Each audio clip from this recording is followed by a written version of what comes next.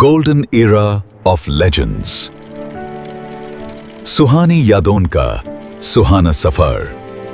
तो आज की इस गहरी चर्चा में हम 60 के दशक के हिंदी सिनेमा की तरफ लौट रहे हैं। मतलब अगर हम उस दौर की कल्पना करें तो सिल्वर स्क्रीन पर दिलीप कुमार का वो बेहद संजीदा और कह सकते हैं कि ट्रेजेडी से भरा हुआ अंदाज हावी था। हाँ बिल्कुल। और दूसरी तरफ राज कपूर का वो बहुत ही गंभीर और आदर्शवादी रोमांस था। उस दौर का हीरो बहुत ठहरा हुआ होता था। सही कहा। लेकिन फिर अचानक स्क्रीन पर एक ऐसा इंसान आता है जो किसी भी फ्रेम में टिक कर खड़ा ही नहीं रह सकता। वो उछल रहा है, कूद रहा है, बर्फ की वादियों में लेट कर डांस कर रहा है। हाँ, वो पूरी तरह से अपनी ही एक बेपरवाह लय में मगन रहते थे। चाहे कोई मुझे जंगली कहे, कहने दो जी कहता रहे। शम्मी कपूर। बिल्कुल, शम्मी कपूर। उनके इस आजाद और बेफिक्र अंदाज को देखकर ऐसा लगता है जैसे वो हमेशा से एक सुपरस्टार थे, जैसे वो इसी तरह पैदा हुए थे। लेकिन ऐसा था नहीं, और यही इस कहानी का सबसे दिलचस्प हिस्सा है। हाँ, और यही बात इस पूरी तस्वीर को पलट कर रख देती है। सच ये है कि जिस शम्मी कपूर को हम एक ऊर्जावान लेजेंड मानते हैं, उन्होंने अपने करियर की शुरुआत में एक या दो नहीं बल्कि लगातार 14 फ्लॉप फिल्में दी थीं। 14 लगातार फ्लॉप फिल्मों का मतलब उस दौर के हिसाब से करियर का पूरी तरह खत्म हो जाना था। मतलब अगर हम 1953 की बात करें, जब शम्मी कपूर ने इंडस्ट्री में कदम रखा था, तो उन पर एक बहुत बड़ा बोझ था। बोझ? आप उनके परिवार की बात कर रहे हैं? हाँ, अपने पिता पृथ्वीराज कपूर और बड़े भाई राज कपूर की भारी भरकम विरासत का दबाव। शुरुआत में वो भी बाकी नायकों की तरह वही गंभीर रोते धोते किरदार निभाने की कोशिश कर रहे थे। अरे हाँ, वो मूछें रखते थे और उस सांचे में फिट होने की जद्दोजहद कर रहे थे जो दरअसल उनके लिए बना ही नहीं था। बिल्कुल। और इंडस्ट्री लगभग ये मान चुकी थी कि ये कपूर खानदान का वो चिराग है जो शायद बॉक्स ऑफिस पर कभी जलेगा ही नहीं। उनके अंदर की जो असली ऊर्जा थी ना, वो एक गलत इमेज के बोझ तले पूरी तरह से दब गई थी। तो फिर इसी बात से हमारी आज की चर्चा में एक बड़ा मोड़ आता है।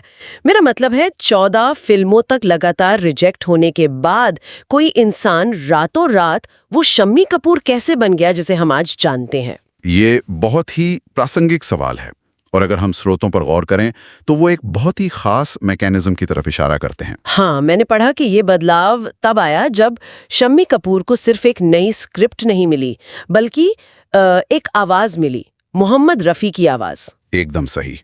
1957 में जब फिल्म तुम सा नहीं देखा आई, तो शम्मी कपूर ने अपनी मूछें मुंडवा दी। उन्होंने एक नया हेयर स्टाइल रखा और स्क्रीन पर वो चुलबुलापन लेकर आए जो उनके अंदर हमेशा से छुपा हुआ था। और सबसे खास बात ये थी कि उस फिल्म के सारे गाने मोहम्मद रफी ने गाए थे। यूं तो हमने लाख हंसी देखे हैं, तुम सा नहीं देखा। जवानियां ये मस्त मस्त बिन पे जलाती चल रही है राह, हमने वाले सामने आ, छुप छुप के मेरा जीना न जला। लेकिन ये सिर्फ एक आम प्लेबैक सिंगिंग नहीं थी। मतलब ऐसा नहीं था कि सिंगर ने गाना गाया और एक्टर ने सेट पर जाकर बस होंठ हिला दिया। नहीं, ये उससे कहीं आगे की बात थी। देखिए, प्लेबैक सिंगिंग का जो सामान्य तरीका होता है, उसमें गायक और अभिनेता अक्सर एक दूसरे से मिलते तक नहीं है। अच्छा, मतलब रिकॉर्डिंग और शूटिंग एकदम अलग अलग होती है। हाँ बिल्कुल।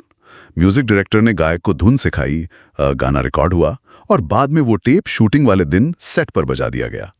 लेकिन शम्मी कपूर और मोहम्मद रफी का तरीका इस स्थापित नियम के बिल्कुल खिलाफ था। तो वो लोग क्या अलग करते थे? शम्मी कपूर अपने हर गाने की रिकॉर्डिंग में स्टूडियो के अंदर मौजूद रहते थे। अब सोचिए, ये उस समय के लिए बहुत ही अजीब बात थी कि कोई लीड एक्टर रिकॉर्डिंग रूम में बैठा है और गायक को गाते हुए बस देख रहा है। लेकिन वो वहां सिर्फ बैठे नहीं रहते थे।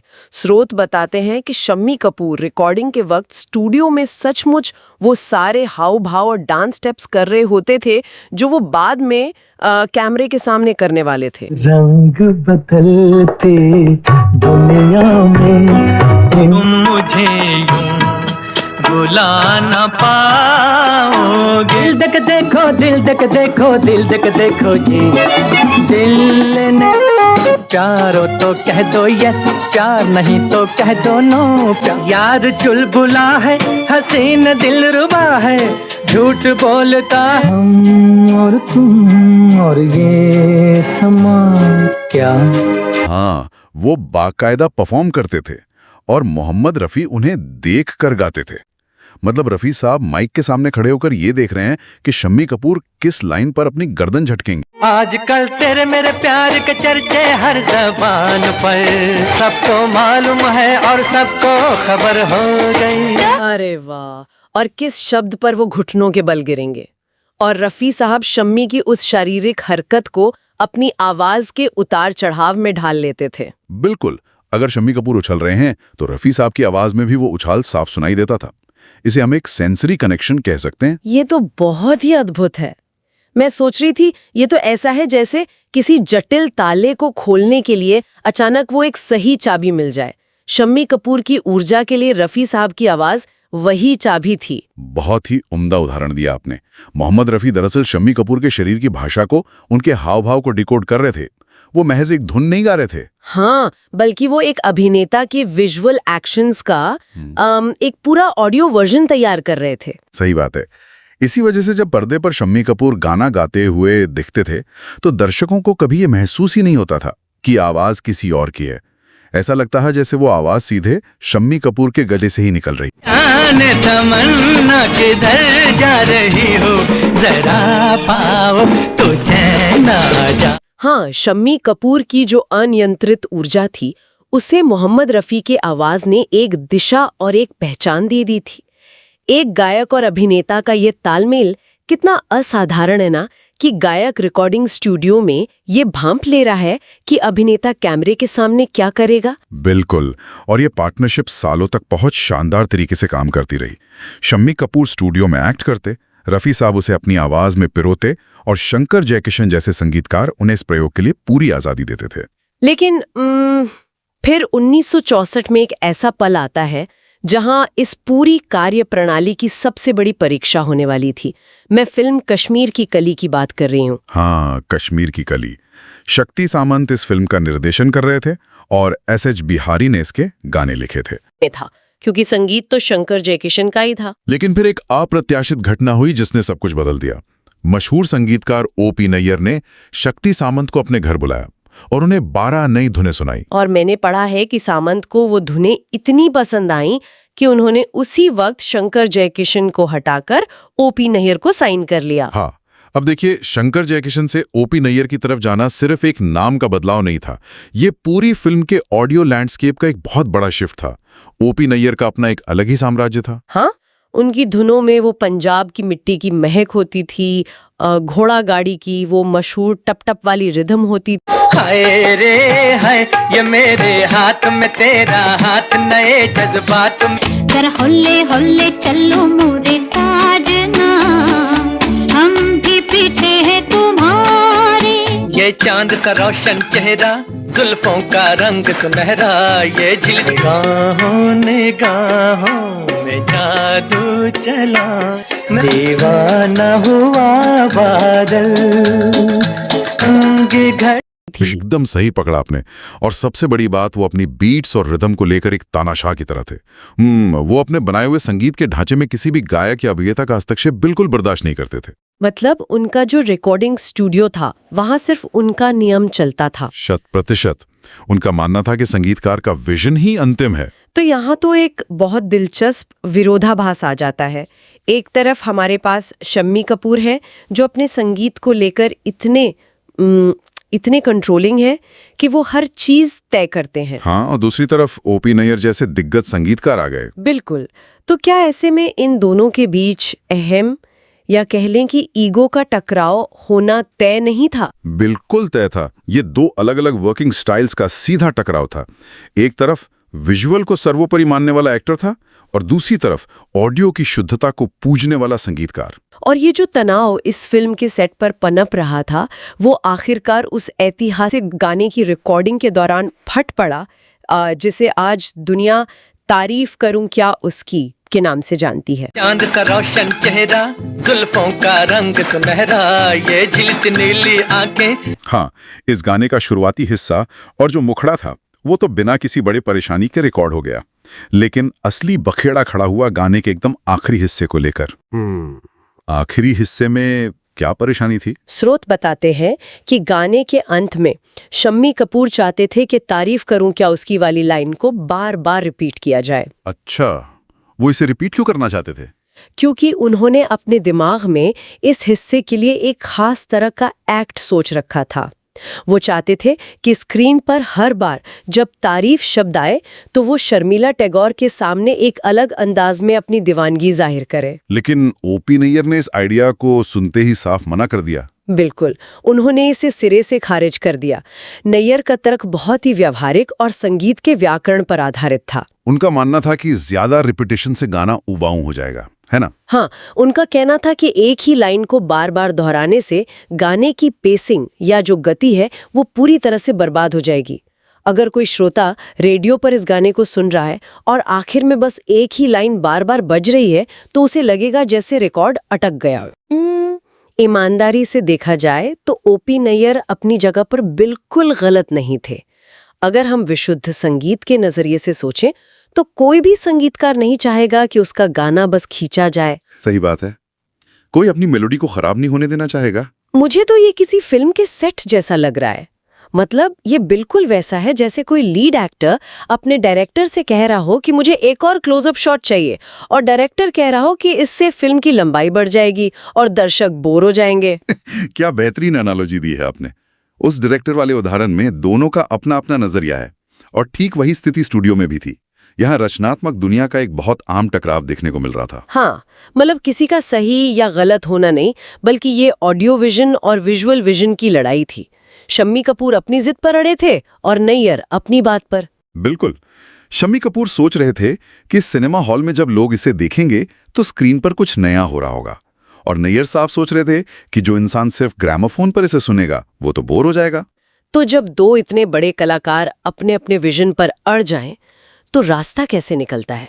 मैं ये सोचकर ही उत्सुक हो रही हूँ। रास्ता निकालने के लिए इस कहानी में वो इंसान दखल देता है जो इन दोनों चरम सीमाओं के बीच का पुल बन सकता था, मोहम्मद रफी।